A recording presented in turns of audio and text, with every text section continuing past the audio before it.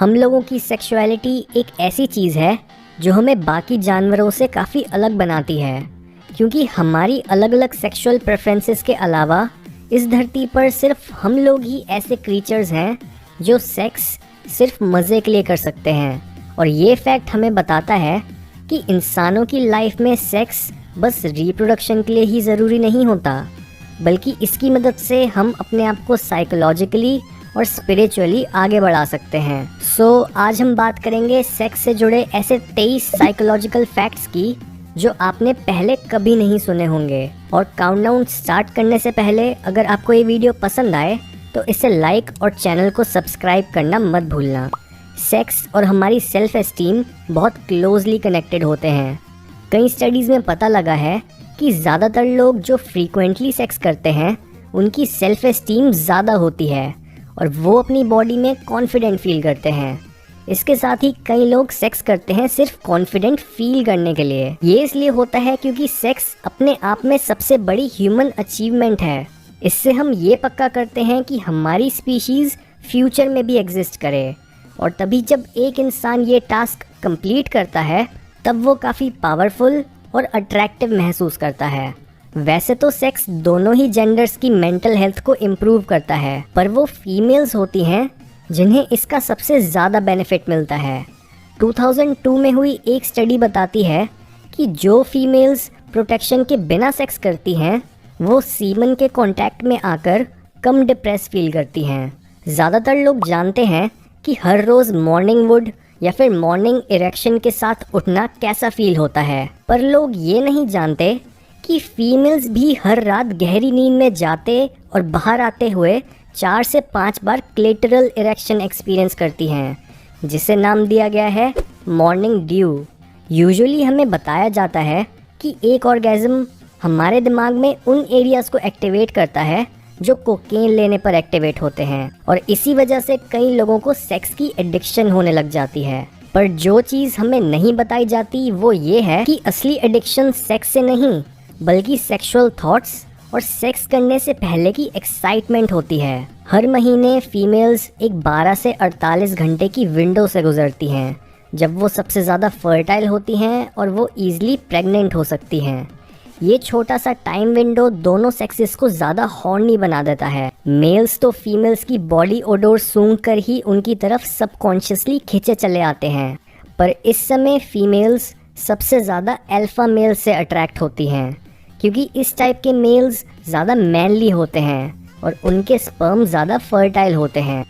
जब भी हम अराउज्ड होते हैं तब हमारे किसी इंसान या फिर चीज़ को डिस्गस्टिंग समझने के चांसेस कम हो जाते हैं। ये इसलिए होता है क्योंकि सेक्स की एक्साइटमेंट का काम है आपको एक तरह से हिप्नोटाइज करना, ताकि आपकी इस काम को पूरा करने की मोटिवेशन किसी भी तरीके से कम ना हो। वरना अगर आप एक सेकंड के लिए सोचो तो सेक्स काफ़ी डिस्गस्टिंग होता है।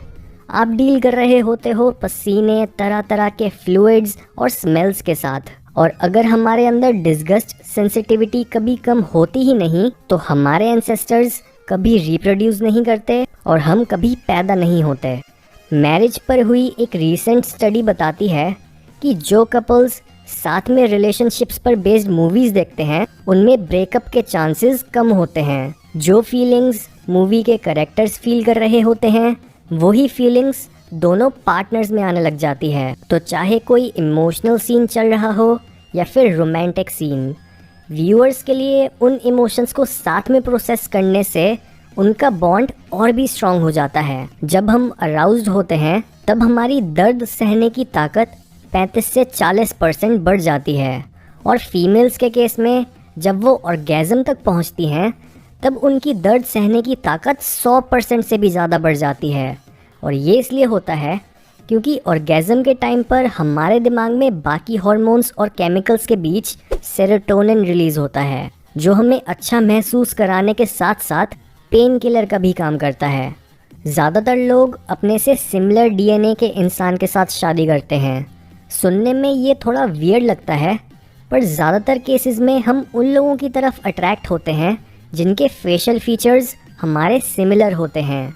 अपनी जेनेटिक लाइन को आगे बढ़ाने के लिए इस टाइप के लोग बेस्ट होते हैं, क्योंकि ना तो ये हमारे एकदम ऑपोजिट होते हैं और ना ही ये पूरे के पूरे हमारे जैसे होते हैं।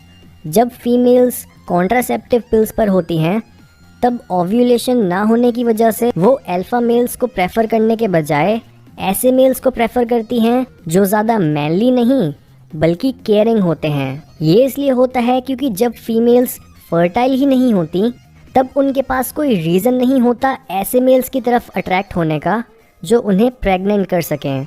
अगर आपको निपल डे पसंद है तो साइकोलॉजी के पास आपके लिए एक गुड न्यूज़ है। निपल ऑर्गेजम्स या फिर निपलगैजम्स एक असली चीज़ है और ये उन फीमेल्स के केसेस में पॉसिबल होता है जो टच के टुवर्ड्स काफ़ी सेंसिटिव होती हैं। एक स्टडी बताती है कि निपल्स फीमेल्स के दिमाग के एग्जैक्ट उसी एरिया को एक्टिवेट करते हैं जो क्लिटरस के स्टिमुलेशन पर एक्टिवेट होते हैं। सेक्स को और भी मज़ेदार बनाने वाला सबसे बड़ा फैक्टर है उसके बारे में बात करना। जो लोग अपने पार्टनर के साथ सेक्सुअल कम्युनिकेशन करने में कंफर्टेबल होते हैं वो अपनी सेक्स लाइफ से ज़्यादा खुश होते हैं, जिसकी वजह से कई सेक्स एक्सपर्ट्स बोलते हैं कि हमारी बातें सबसे इफ़ेक्टिव सेक्स टॉय है। हिंदुइज़्म और बुद्धिज़्म में एक काफ़ी मिस्टीरियस प्रैक्टिस या फिर रिलीजियस रिचुअल होता है जिसे बोलते हैं तंत्रा। इसकी एक ब्रांच भगवान तक पहुंचने के लिए सेक्स को यूज़ करती है और लिमिटेड डेटा इस बात को प्रूव भी करता है, क्योंकि कई केसेस में जब सेक्स को एक्सट्रीम लेवल्स तक ले जाया जाता है तब वो हमारे दिमाग की एक्टिविटी बढ़ाने के बजाय उसे कम कर देता है, बिल्कुल एक मेडिटेशन की तरह, और उससे हमें एक आउट ऑफ बॉडी एक्सपीरियंस मिलता है। यूजुअली ये माना जाता है कि वो बस फीमेल्स होती हैं जो मेकअप, पुशअप ब्राज और हेयर एक्सटेंशंस की मदद से मेल्स को झूठे सिग्नल्स देती हैं, पर जब बात झूठ बोलने की आती है तब वो मेल्स होते हैं जिनके झूठ को पकड़ना बहुत मुश्किल होता है। और तभी एक स्टडी में पता लगा कि 44% मेल्स काफ़ी मज़े से किसी भी फीमेल में एक झूठा इंटरेस्ट दिखा सकते हैं सिर्फ उनके साथ सेक्स करने के लिए। साइकोलॉजी बताती है कि सेक्सुअल फैटिशेस यानी एक सर्टेन ऑब्जेक्ट या फिर बॉडी पार्ट के टुवर्ड्स अबनॉर्मल सेक्सुअल डिज़ायर हमारे बचपन के एक्सपीरियंसेस से जुड़े होते हैं। एग्जाम्पल के तौर पर सबसे कॉमन फैटिशेस हैं फुट फैटिश और रोल प्ले, यानी बहुत सारे लोग ऐसे हैं जो दूसरे लोगों की फीट देखकर या फिर उनके साथ एक रोल अदा करके अपनी फैंटेसी पूरी करते हैं।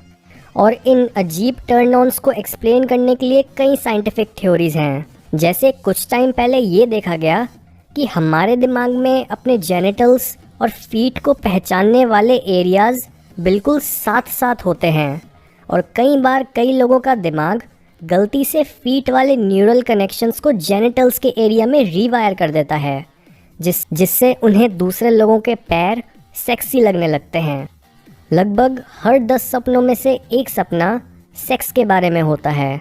और अगर हम जेंडर डिफरेंसेस की बात करें तो ऑन एवरेज फीमेल्स के सेक्सुअल ड्रीम्स सेलिब्रिटीज़, पॉलिटिशियंस या फिर उनके एक्सिस के अराउंड रिवॉल्व करते हैं, पर मेल्स के बीच सबसे कॉमन सेक्सुअल ड्रीम होता है एक से ज़्यादा पार्टनर्स के साथ सेक्स करना।